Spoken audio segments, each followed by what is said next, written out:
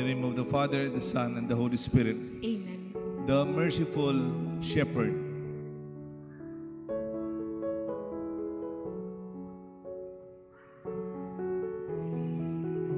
Sino po sa inyo yung nag-aral at umpisa pa lang ng semester o umpisa pa lang ng school year, binigay na ng teacher ang final question sa exam?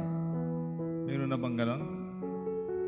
Nag-aral na ba kayo, kunyari, first day ng klase,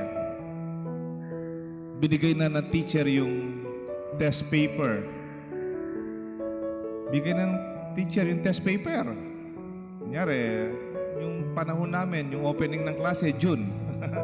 Closing, halimbawa, March. June pa lang, ibibigay na yung final exam. Yung question, nandun na.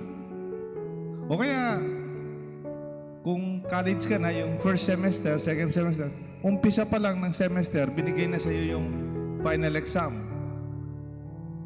Hindi ba mabait yung teacher ninyo? Kasi gusto niya, papasa kayo lahat.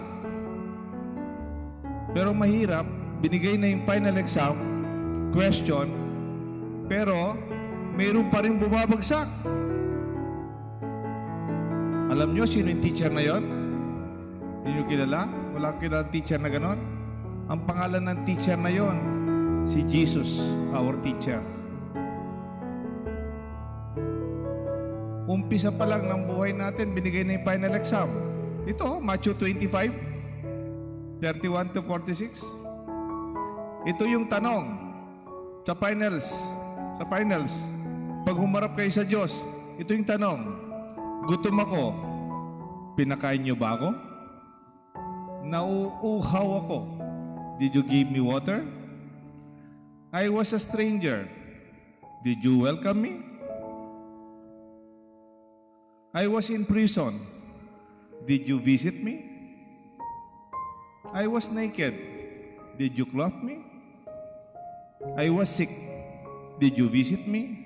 Oh, ito yung final exam mo. Matthew 25. Alam na natin itong final exam. Mahirap. Nababalitaan ko, marami pa rin yung bumabagsak. Marami pa rin yung hindi nakakakuha ng final exam. Pero alam na natin yung question before the Father. Hindi man niya itatanong, gaano ka kayaman? O nakailang misa ka?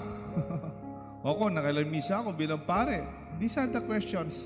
And I hope we take into consideration in the long run when we face the Father in the last judgment. The questions in this gospel in Matthew 25 will be the same. Kung hindi bumagsak, hindi pumasa, anong gagawin natin yung bumagsak? Di fail. Di bagsak. Di kick out. Dito sa Ebanghelyo, the sheep, yung pumasa to, yung righteous, they were separated from the goats. Ninagay sa left yung goats. Ito yung mga bagsak. Hindi nakuha yung exam. Yung right, yung mga sheep, tupa, pasado. Punta sa langit. Ito, nandito. But the act of separating the goats by the shepherd practically is an expression of care and concern. Pwede ba yun? Kaya pala inihiwalay daw yung kambing sa tupa kasi yung tupa malakas yung katawan. Nabalitaan nyo na po yung mga mayaman noon pa, bawal na ngayon. Meron silang wool. Mga jacket nila, yung pag malamig, pag may snow, sinusot nila wool, original.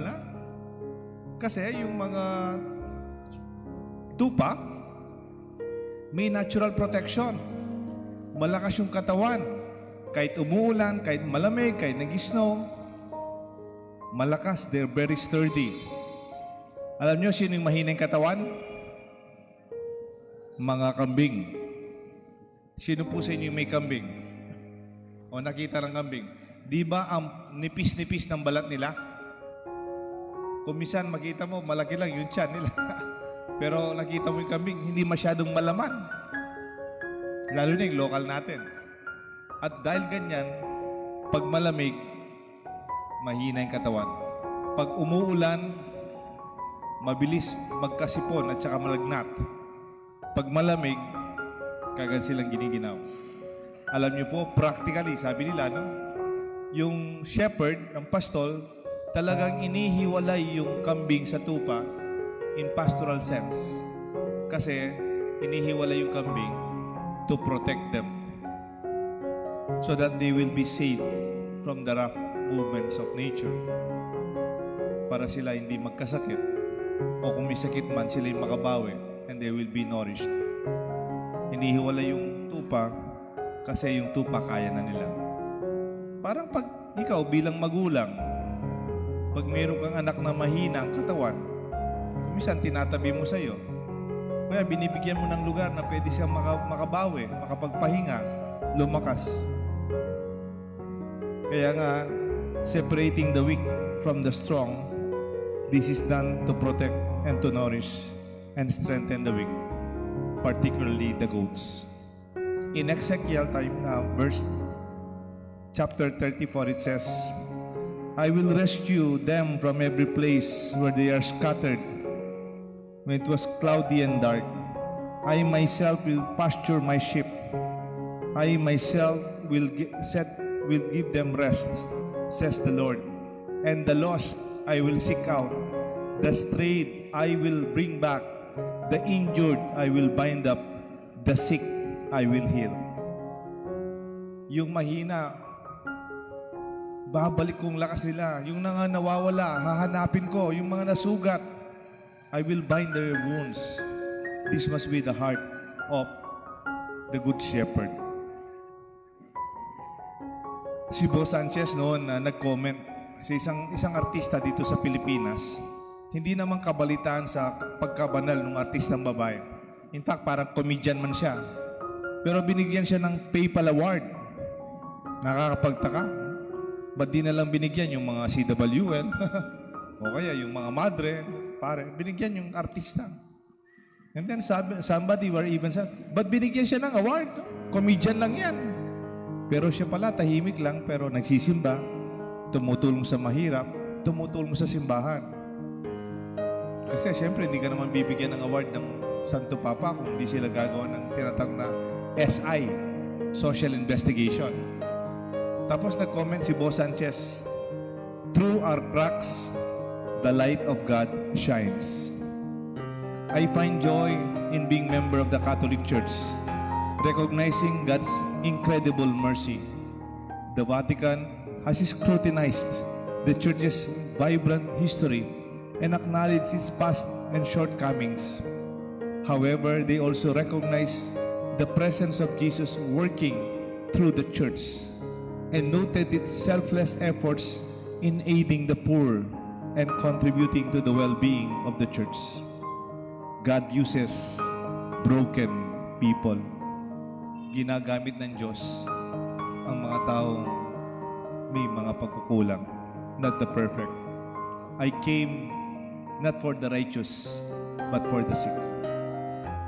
Kaya nga, naniwala ko, mercy is love that is undeserved. Impakalulo ng Diyos, lugod na maningkay karapat dapat tamo. Last question na lang po, kung teacher po ako. Di ba kanina sinabi ko, may final exam. Binigay na ng teacher yung question. Dapat naman, papasa na tayo kasi binigay na yung final exam. At least mag-review ka lang, mayroon ka ng exam. Di ka man magkokotiko kasi alam mo na yung question. Yan. Pero mayroon pa rin bumabagsak. Ne? Anong gagawin natin sa bagsak? Kick out? Hindi. Kahit siya naman sa eskwelahan, mayroon tinatawag na remedials. Another chance.